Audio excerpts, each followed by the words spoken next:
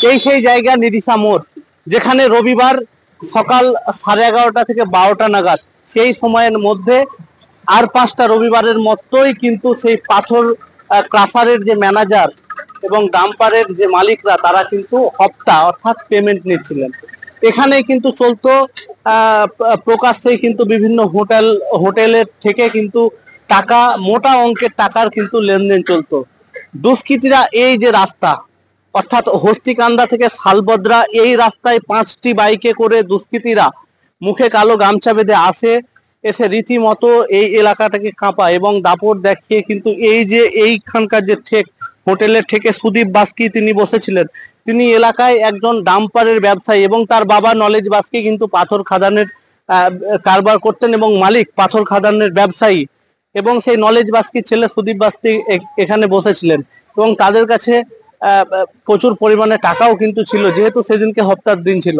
দুষ্কৃতীরা আসে এবং দুষ্কৃতীরা প্রথমে সুদীপের কপালে পিস্তল ঠেকে এবং টাকা ছিনতাইয়ের করার চেষ্টা করে এবং পরে ধস্তাধস্তি হয় এবং দুটি গুলি সুদীপের বুক পাঁজরে দুটি গুলি করে লুটিয়ে পড়ে। তারপরেই রামপুরহাট থানার পুলিশ, রামপুরহাট মহকুমা পুলিশ আধিকারিক ঘটনাস্থলে আসে। সুদীপের মৃতদেহ নিয়ে যাওয়া হয় রামপুরহাট হাসপাতালে, সেখানেই ময়নাতদন্ত সম্পন্ন হয় এবং দুষ্কৃতীরা এই রাস্তা ধরে আবারও পালিয়ে যায় এখানে করে। কিন্তু ইতিমধ্যে রামপুরহাট থানা পুলিশ তদন্ত চলছে, জোর কদমে চলছে এবং ঘটনাস্থল থেকে নমুনা সংগ্রহ করা হয়েছে, সেখান থেকে মাটি সংগ্রহ করা হয়েছে। আজকে যখন আমরা ঘটনাস্থলে এলাম, দেখলাম সেখান থেকে মাটি সংগ্রহ করা হয়েছে এবং এলাকায় কিন্তু রয়েছে পুলিশ মোতায়েন রয়েছে এবং এই জায়গাটিকে ঘিরে রয়েছে। গতকাল অর্থাৎ সোমবার সুদীপের শেষ কৃত্য সম্পন্ন হয়। পাশাপাশি পাথর ব্যবসায়ী সমিতির পক্ষ থেকে কালকে পাথর খাদান বন্ধ করা হয়। আজকে কিন্তু আবার সেই শোকস্তব্ধ মুহূর্ত কাটিয়ে হয়তো কিছুটা পরিস্থিতি স্বাভাবিক হচ্ছে এবং আমার পিছনেই সেই ঘটনাস্থল যেখানে সেই ভয়াবহ ঘটনাটি ঘটে।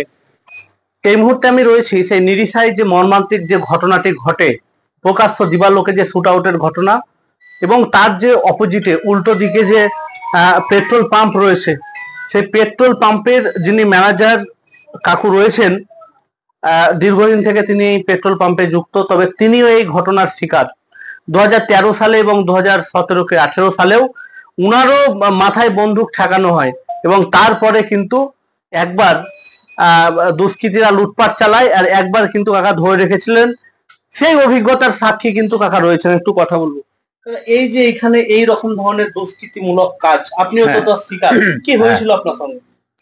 একজন ভিতর দিকে চলে এলো, এসে একটা চিঠি দিল আর কি, একটা লাল প্যাডে লেখা মাওবাদী সংগঠনের চিঠি, অমুক জায়গায় অমুক সময়ে আমার লোক থাকবে, আপনাকে টাকা দিতে হবে। এইটা আমি টাকা না দিয়ে তাকে ধরিয়ে আটকিয়ে কাগজ দিয়ে পুলিশের হাতে হ্যান্ড ওভার করেছিলাম। এই তো চুকে গেল ঘটনা। পরে পুলিশ ওইটা একটা মামলা মকদ্দমা হয়েছিল, হওয়ার পরে আর্গুমেন্টে লয়ারদের আর্গুমেন্টে প্রমাণ হলো যে ও আদৌ এইসব ঘটনা নয়। আর ওই চিঠিটা দিয়েছিলাম তৎকালীন পুলিশ অফিসার দিকে, চিঠিটা পরে আর কোনো রেফারেন্স পাইনি। আরো একবার যেবার ছিনতাই হয়েছিল সেটা গুলি করা হয়েছিল না, গুলি হয়নি আমার এখানে, গুলি হয়নি। এই গেট থেকে আমি দাঁড়িয়েছিলাম, একটা ছেলে এসে ঢুকলো, রুপিয়া দে বলে, তার হাতে ছিল একটা রিভলভার। আমি ওই দরজার ঠিক ওনার মতো দাঁড়িয়েছি ওইরকম জায়গায়, তা দেখলাম এটা টয় খেলার, আমি হাতে ধরে ফেললাম ওকে। ধরে আমার ইচ্ছে ছিল ওকে টেনে ঘর ঢুকিয়ে দেবো। পিছনে আমার একটি ছেলে ছিল, সে ওই সুযোগে শাটারটা নামিয়ে দিত আর কি, তাহলে আমি ইনট্যাক্ট ওকে ঘরের ভেতর ভরে নিতে পারতাম। আর তার শারীরিক ক্ষমতা যা ছিল তাতে আমার সঙ্গে ও লড়াই করতে পারতো না। কিন্তু পিছন দিকে যে ওকে ঠেলে ঢোকা ছিল, তাকে অন্য একজন আঘাত করলো। ওরা ছিল বোধহয় 7-8 জন টিমে। হ্যাঁ, মাথায় আঘাত করেছিল, ও সরে গেল, তখন সাইড থেকে এসে আমাকে রিভলভার ভোজালি দিয়ে আমার টাকা পয়সা ছিল 1,03,000 টাকা নিয়ে চলে গেল। 3 লাখ টাকা নিয়েছে। আপনি এখানে কত বছর থেকে আছেন? আমি 2008 থেকে আছি। 2008 থেকে প্রায় 17 বছর থেকে।